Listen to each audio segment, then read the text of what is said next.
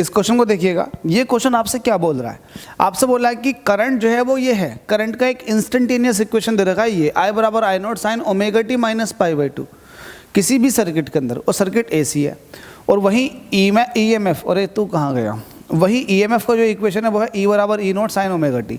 अगर आप EMF और I के EMF और करंट के इक्वेशनों को देखो तो देखो यहाँ पर sign omega t minus pi by 2 और यहाँ पर साइन ओमेगा टी, तो कहीं ना कहीं EMF से करंट जो है वो पाई बाई 2 डिग्री, पाई बाई 2 मतलब 90 डिग्री लैग कर रही है। लैग का मतलब बताएगा माइनस साइन, क्योंकि इसका जो फेज है वो है पाई ओमेगा टी और इसका जो फेज है वो है omega t minus pi by 2। तो कहीं ना कहीं इन दोनों के बीच में जो फेज का डिफरेंस है, इसका ओमेगा टी है और इसका omega t minus pi by 2 है। तो कहीं ना कहीं आपको दिख रहा होगा करंट जो है वो लैग कर रही है। और आपको बताया ऐसा कौन सा सर्किट है जिसके अंदर करंट लैग करती है, वो है इंडक्टिव सर्किट। इंडक्टिव सर्किट में करंट जो है वोल्टेज से फेज में 90 डिग्री लैग करती है।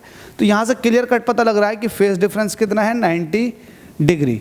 और आपसे कह रहा है कि ऐसे सर्किट के अंदर पावर कंज्यूम बता दो। आपको मैंने बता रखा जब फेज 90 डिग्री होता है तो उस सर्किट के अंदर किसी तरह का कोई भी पावर कंज्यूम नहीं होता है। क्यों नहीं होता? क्योंकि पावर का जो फॉर्मूला होता है वो होता है IRMS VRMS कोज फाई। अब जब कोज 90 रखोगे, फाई की जगह 90 रखोगे तो कोज 90 की वैल्यू 0 होती है, सबको 0 कर देगा वो। तो एवरेज पावर कंजप्शन जो आ जाएगा वो 0 आ जाएगा, ध्यान रखना।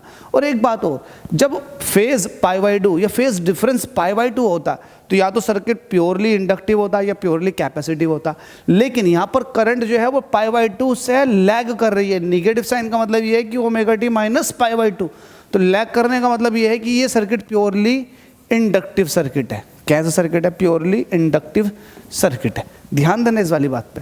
तो ये इंडक्टिव सर्किट हो या कैपेसिटिव सर्किट हो, एवरेज पावर कंजप्शन 0 होता। ध्यान रखना, बहुत खास है। तो इसका जो आंसर हो जाएगा वो ऑप्शन नंबर डी हो जाएगा, डी। ठीक है, 2022 के अंदर ये क्वेश्चन पूछा गया था। Thank you.